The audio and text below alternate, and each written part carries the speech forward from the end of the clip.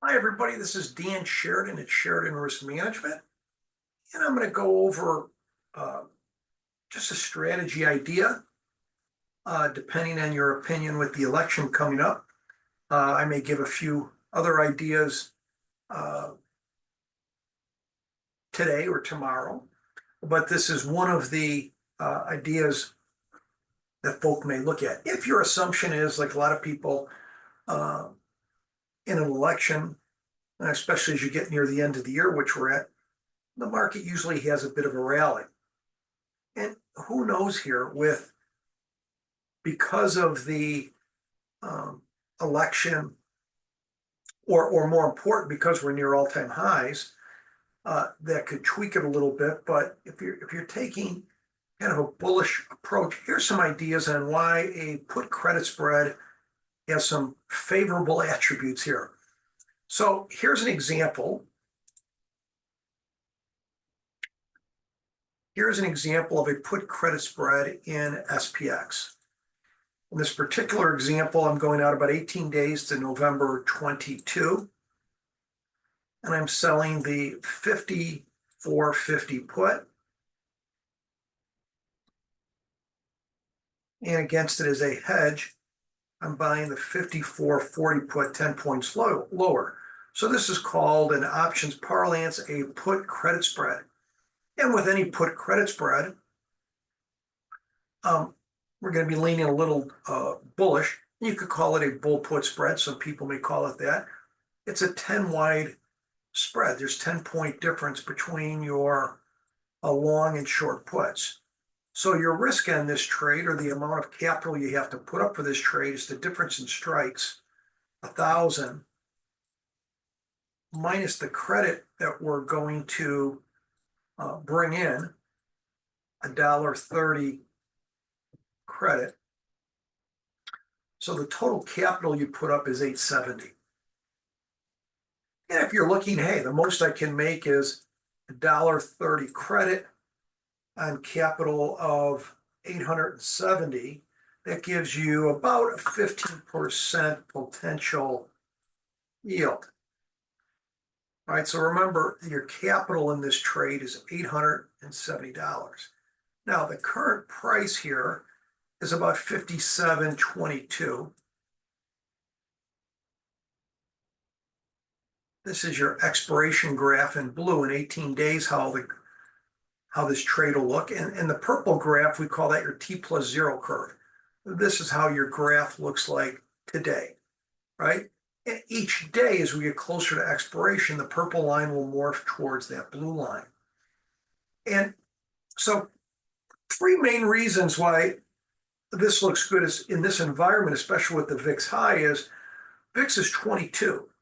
It's near, if you take out the August 5 Japanese debacle, it's trading at basically highs of the year. And I expect it maybe tomorrow on election day, it'll go up to maybe 23, 24 conceivably.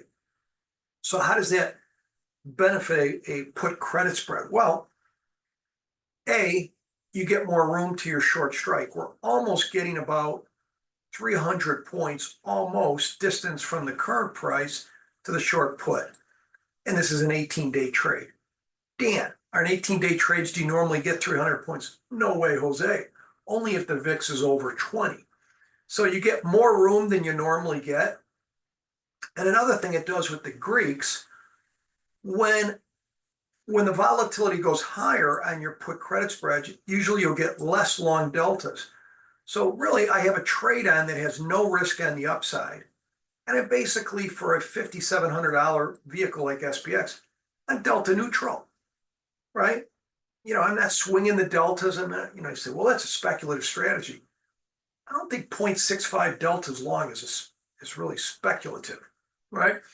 And so that's what I'm looking at. If you buy into the thesis that the market could rally after the election, but the things I like about it is because of the high volatility, and I think most scenarios point to volatility coming down, VIX coming down. You say, why?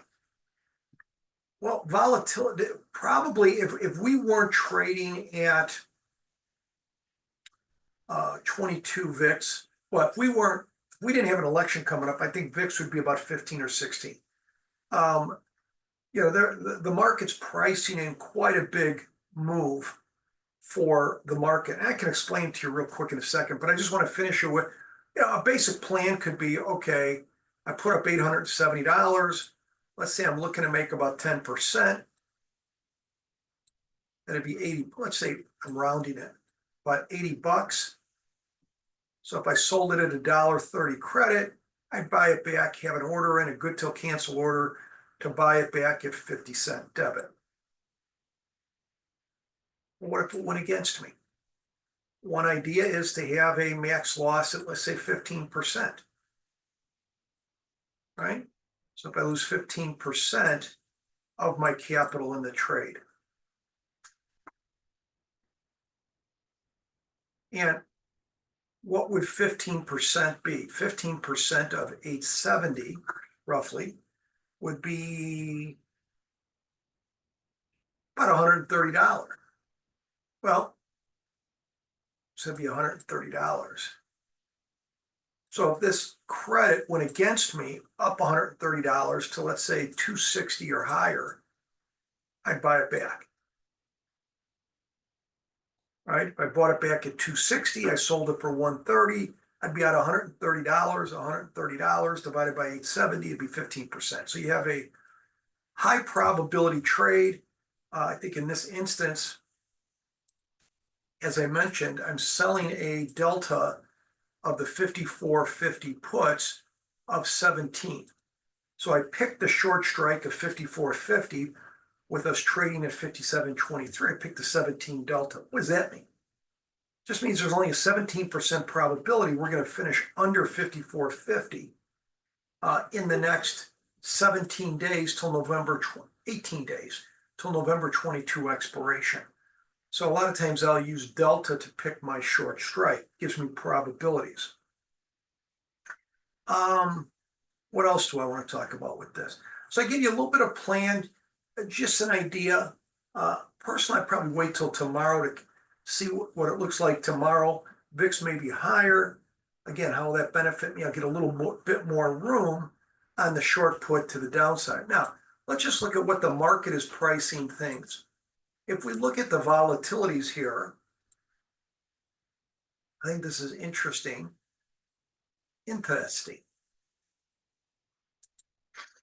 Remember Dick Smart?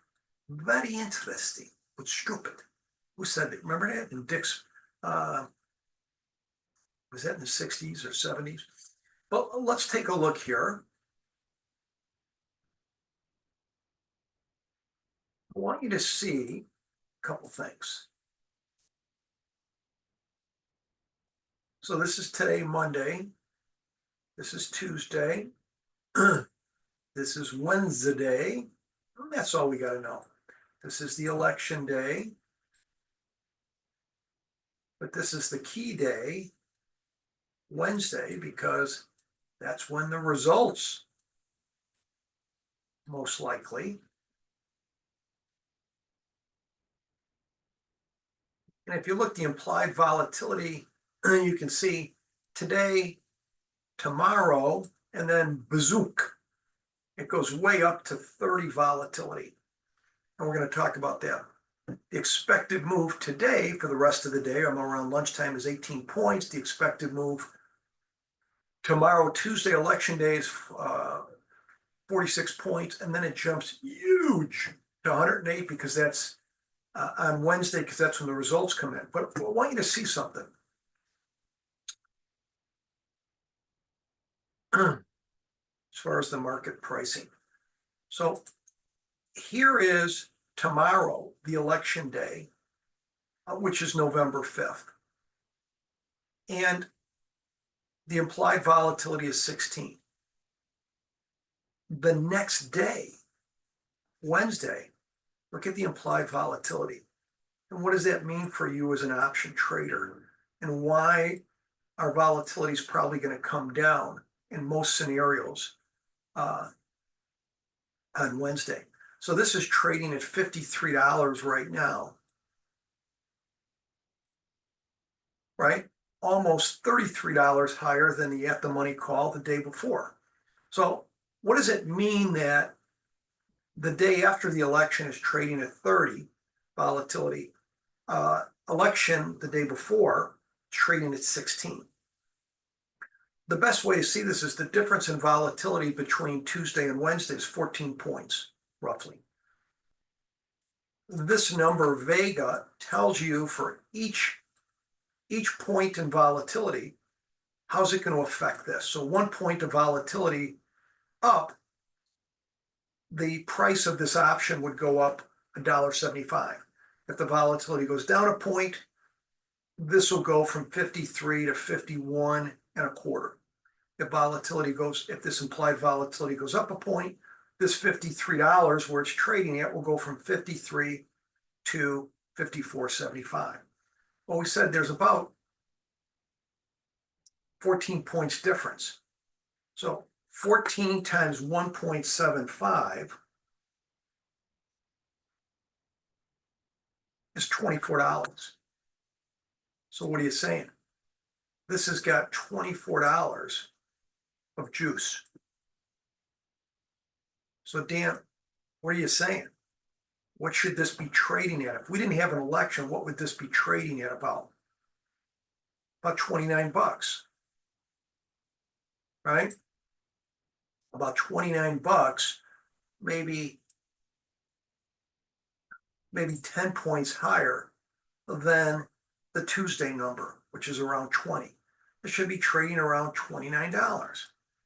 Dan, how did you do that again? Well, if you take the implied volatility is 14 points higher from Tuesday to Wednesday. Why is that? Because the election results will be in. Each point of volatility in this November 6th option, the Vega, is $1.75. What does that mean again? The price of the option, if volatility goes up a point, the premium will go from, let's say it's $53. It'll go up by the amount of the Vega. If volatility goes down a point, if this goes down a point in volatility, it'll go down by the amount of the Vega. So we're taking about 14-point difference between November 5th and 6th times the Vega. There's a lot of juice in there. So what I'm saying is, if the market goes up on Wednesday and Thursday, the VIX is going down. If the market doesn't do anything, it's probably going down. There's much less scenarios where the volatility is going to stay up. Dan, what are two scenarios where the volatility could stay up? We don't get election results till Friday, right? Or the market has to get hammered down 100, 200 points because the VIX is already at yearly highs, excluding the Japanese debacle. So I would think in most scenarios, VIX should be coming down. It's going to, more scenarios, it should be coming down. Very few scenarios it could stay up there. Uncertainty, the election staying, uncertainty for a week, or the market getting absolutely hammered. So anyways, hopefully that helps, folks. Have a wonderful day. Hopefully it helps you understand put credit spreads a little better and understand the pricing, which is very similar earnings for this election.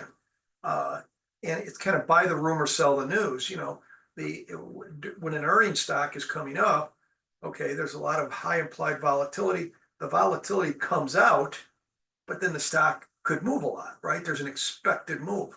Well, what's the expected move in the market for SPX? Well, if you look, here's the election results day, which is November 6th. The expected move, right, it's 130 points. So what is that saying? There's a 68% probability we'll be between up 130, down 130 at the end of the day on November 6th, which is Wednesday. So folks, have a nice day, and we will see you later. Thanks.